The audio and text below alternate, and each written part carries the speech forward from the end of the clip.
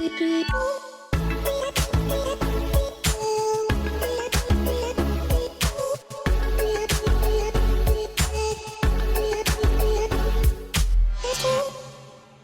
everyone, Menachem Brodie here from Vortex Training, your certified and experienced USA Cycling expert level coach and strength and conditioning coach. There's a lot of confusion nowadays about how exactly does a body progress over the years for your training, and how do you get better over time. So how does someone say like a Chris Froome become a Chris Froome over the course of his development as a professional rider and an amateur rider? This is something I've been working with since the beginning of time, just kidding. The last about 12, 14 years is something that I've been working on. I tend to train my athletes in 4-year cycles. I was brought up as a strength and conditioning coach and an exercise scientist looking at Olympic cycles. That's the way I was trained, but that doesn't mean that year to year we're not going to see massive amounts of power gains and massive increase in your abilities. One of the things the athletes that I work with and the weekend riders, I mean that's the largest amount of people I work with, are people like you and I who have full-time jobs, who want to stay in shape, get fitter, and maybe occasionally race a little bit, but most of them don't. They just enjoy being in shape and being the fast guy or the fast lady on the ride. One of them really prides themselves on being the old fast guy, and that just surprises people year after year and just gets stronger because we're doing the proper training in order to allow them to progress over time. And this is where, when we're self-coaching, we can kind of get stuck in ruts and stuck with what we're used to. So let's just break it down for beginners to understand how exactly do we build your fitness, and what are some of the components that we need to think about. When we think about your engine as a whole, one of the things we need to keep in mind is that there are 4 major contributors to your ability to produce power over time. We have the metabolic system, that's your energy system. So we talk about VO2 max and short sprints and functional threshold power. These are the different energy systems within the body. That's your metabolic power. Then we have the neuromuscular power. This is the ability of your nerves and your muscles to be able to do the effort over and over and over again, to push those pedals as you're going through your long ride, your short ride, up the hill, down the hill, sprinting, whatever it may be. Then we have the hormonal response, and this is something a lot of people don't talk about, but the hormones are the most powerful drugs on earth. It does not matter whatever anybody else comes up with. Hormones are the most powerful drugs. They have a massive effect on our bodies and our ability to adapt or not to adapt. You've all heard about cortisol, that negative stressing hormone that's released. We actually need that to allow us to progress, along with our own personal human growth hormone and a number of other hormones within the body which need to be in nice balance. Our 4th part is our cardiovascular, and that's going to be the one we all know kind of as our base. We talk about your cardiovascular fitness, and Dr. Cooper did this in the 1970s. It was a big push in the US. We had aerobics, Jane Fonda with the 80s get up and the hair, side legs and curls. What's really important about these 4 things is that there is a proper order that we need to think about as far as building your power. The first is going to be your cardiovascular fitness. This is the ability of the cardio, your heart, and the vascular, your veins, the ability of this system to deliver the oxygen that you intake and maximize the amount of oxygen you're intaking to get it to the working muscles to carry oxygen, as well as the basic metabolic fuel that you need, which is glycogen in the body, to produce ATP, which is our baseline energy system. So everything we're doing comes down to ATP. No, we're not talking American tennis pros, guys, come on. What we are talking about is adenosine triphosphate.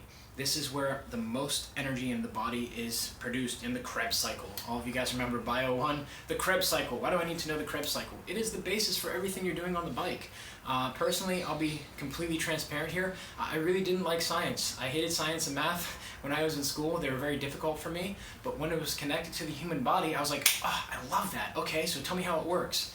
So as soon as my college professor, the second time around,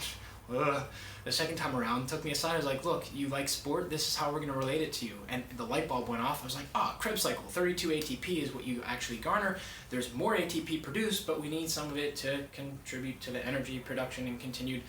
There's a graph I'll put somewhere up here. You guys can look at that if you like. But the cardiovascular system is going to allow us to transport the oxygen and intake the oxygen and get it to those muscles.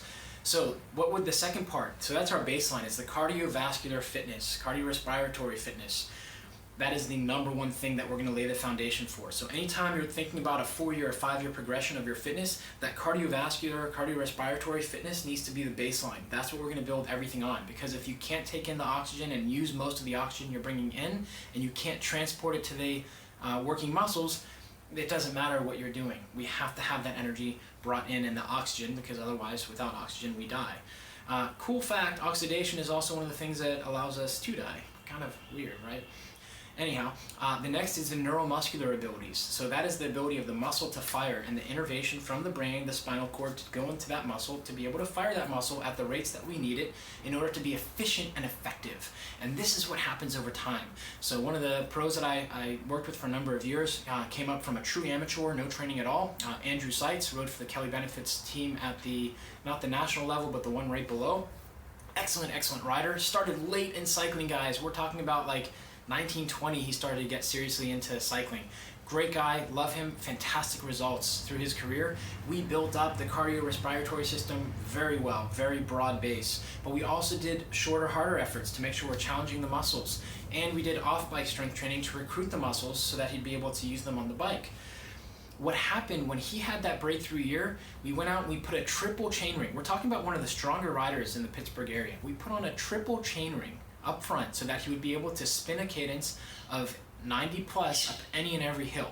So he got made fun of a lot, but the next season he was a hammer. Why? Because we got the muscles used to firing, but we put the double chain ring back up front, guys. He wasn't racing with the triple. We put it back on, and he was able to fire those muscles at that cadence of 90 plus, and that allowed him to differentiate the power or disperse that power over the revolutions and allowed him to be fresher. But we were training the neuromuscular system to fire at that rate. So once the oxygen is coming in, you're able to take it in, it's delivered to the muscles, then it's the nervous system and the muscular system's ability to fire consistently. And this is what a lot of us don't like to do when we go out for rides. We don't like to break it down and stay in specific cadences. We're worried about keeping up with the group. I know I was one of them. And this is where power revolutionized my training and allowed me and turned me to the point where I'm like, I've got to teach other people this because this is fantastic. I understand it. I can get other people better. We don't want to be stuck at all these different cadence ranges. Choose a cadence range that works for you and stick with it. Since Lance Armstrong in the mid to late 90s, the big thing has been high cadence. He made it very popular, high cadence cycling. That's not to say that he was the first rider. There were other riders before him, but he was kind of a pariah of sorts, where he came into the sport and was at a cadence of 90 plus, and people said, you can't do that, that won't work. It worked for him, and it worked very well, to the point that we have so many riders now that are focusing on high cadence. But ever heard of a guy named Jens Voigt? Shut up legs, that guy? He pedals at a very low cadence. I also had a rider at Pitt in my first 2 seasons working as the coach. Florian, fantastic rider from Germany, always a cadence of 70 to 80, grinding.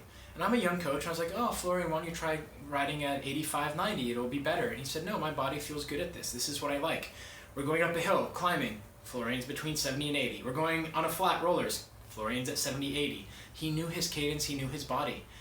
It's not that he was trying to go all over, he was trying to be consistent in that range because that was where his muscle fibers were, and he enjoyed and felt good for that feedback. So you don't necessarily have to go high cadence, you don't necessarily have to go that low, but find a cadence range of about 10 and stick with it.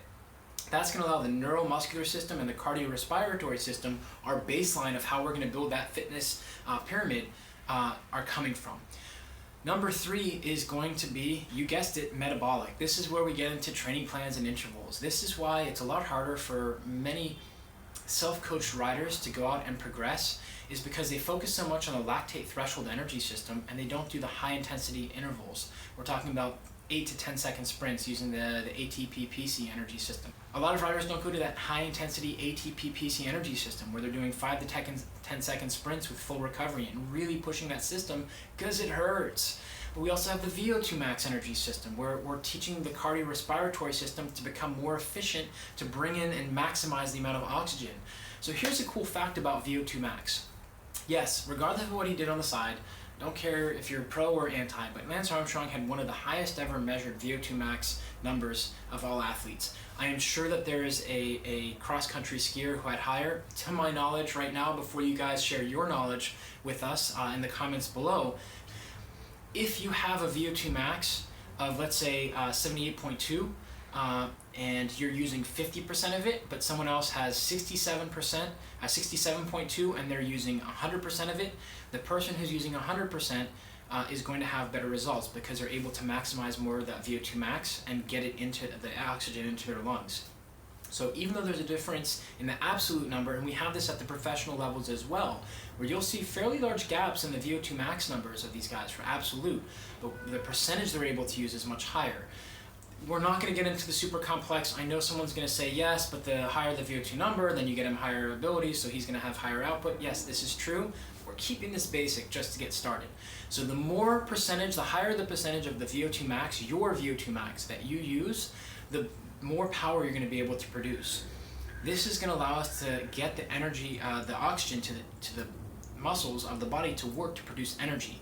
The metabolic is going to focus on the aerobic energy system. This is going to be your baseline. The aerobic runs behind everything. So when you're doing the sprints, the aerobic, it's right there, it's in the background. Think of these more as sliding switches than they are off-on. The aerobic is working across all energy systems. When you're doing the sprints, it's just that glycolytic energy system is turned on just quite a bit more, but the aerobic is in the back, clearing the garbage out from the byproducts of that effort and allowing us to continue our effort. Then you have the anaerobic glycolytic system, and what that is between, let's say, 60 and 90 second efforts. These are your 1 minute all outs, 2 minute all out, roughly 60 to 90 seconds. Again, the aerobic is running in the background. When you have the ATP-PC energy system firing, the anaerobic glycolytic is also working in the background. So all of these are working together, but the baseline of this is our aerobic fitness. This is our ability to pull energy from the Krebs cycle, 32 ATP, big expensive thing, or yeah, that graph that you have, which allows us to produce energy over and over and again. That's always running in the background, but we just have more contribution from this energy system, the ATP-PC, the anaerobic glycolytic. These are going to be in the background, always working. This is where we build out your metabolic fitness, is we're using the different energy systems, allowing you to get better. So we have to have, again, the cardiorespiratory, our cardiovascular system needs to be better, bring the oxygen in, use more of that oxygen, that's the VO2 max, and then you're able to use that to the neuromuscular system. So that energy is going to the muscles that it needs because it has the oxygen to be able to reproduce the ATP. Unless you're doing the ATP-PC energy system, which we're going to talk a different time because that's too confusing. Sidebar. Oh, sorry, my bad. Back on track. What this does is allow us to run consistently. So over the course of your 3 to 5 years as a rider, or let's say 4 to 6 years as a rider, your aerobic energy system and your cardiorespiratory fitness has to get better. So this means that we need to make sure that we're using the Variability Index. If you haven't watched that video, now's a good time. Training with Power up here. The Variability Index is going to tell us, are you getting what you need out of this? Is this an endurance ride or is this more of a recovery ride? And a lot of you guys who are doing group rides and training with power, riding with power, when you look at the Variability Index, ultimately most of your rides are going to be in the recovery because it's very low. Even though you're pushing, yes, you are pushing hard, but the rest of it's too easy. So if you actually want to build your fitness up, we need to make sure we're hitting a Variability Index of 0.7 at least for most of your longer rides. So this is where a lot of you can go out for 3 to 5 hours and you come back from the ride and you feel exhausted, but your fitness doesn't necessarily get better. The neuromuscular fitness will get a little bit better, but you're not hitting that energy system, that metabolic part of our total way to get stronger isn't getting enough of a stress. So we've talked about the cardiorespiratory system, the neuromuscular system, the metabolic system, and number 4 is hormonal. This is the response of the body to the stress we're placing on it. This is why cortisol is actually integral in your getting stronger as a rider. So we need to have that cortisol to turn on or signal the body to activate or release more of these other hormones, which will create this process of the body repairing the damage we did. The reason why cortisol is seen as bad is because we've seen so much life stress, sitting inside, work stress that we have, that creates a negative response in the body where it's always stressed, we're always stressed, and that creates a negative environment. The key for our development, and this is something that's off the chart, is the ability to rest and digest our ability to recover, activating the parasympathetic nervous system versus the sympathetic nervous system. That's the, oh, you're being chased by a lion, I feel bad for you, bro. That's our fight or flight response, the sympathetic. The problem is, or the challenge is, nowadays, the sympathetic nervous system is always turned on when we're at work, all throughout the day. So we're not really getting this opportunity to recover because our hormone levels are so high in the body for cortisol, this inflammation response, that can be very negative. So this is where the hormonal response is really important. One of the number one things that we need to do to make sure our hormonal response is balanced, number one is making sure you're eating a lot of fruits and vegetables, more so vegetables, proteins, and fats. Fats are very important as they allow us to regulate our hormones and produce them in the body. So we have to have those fats. So these low-fat diets aren't necessarily good for endurance athletes. Keep that in mind. We also, number two, need to make sure we're getting deep sleep. So this can be very challenging. We all know it. You sleep for 8-9 hours, you wake up the next morning and go, how am I so tired? And what it is that our brain didn't fully shut off. Maybe it was the glass of wine before bed, or maybe it was something else that was on your mind that's really stressing you out, but you didn't quite get that restful sleep. This is where a lot of the hormones in the body are going to fire up. We have human growth hormone. We have a number of other hormones in the body that come out during night, that are produced at night to allow the body to repair itself and progress. This is why rest is so important. So we can't always think stress the body, stress the body, stress the body. We have to think recovery. And anybody who's worked with me, all of the triathletes for half Ironman or Ironman that I've worked with have been amazed as to how little training they do. It's still like 12 to 16 hours, guys. So don't think they're doing 8.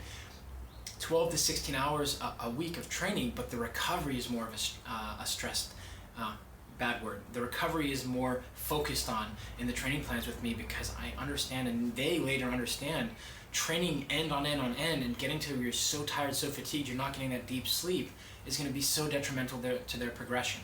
And remember, Ironman, most people get to the starting line a little injured or a little overtrained. So it's better to get there fresh and a tiny bit undertrained so you can really push. The body will respond how you like it if you did the training properly.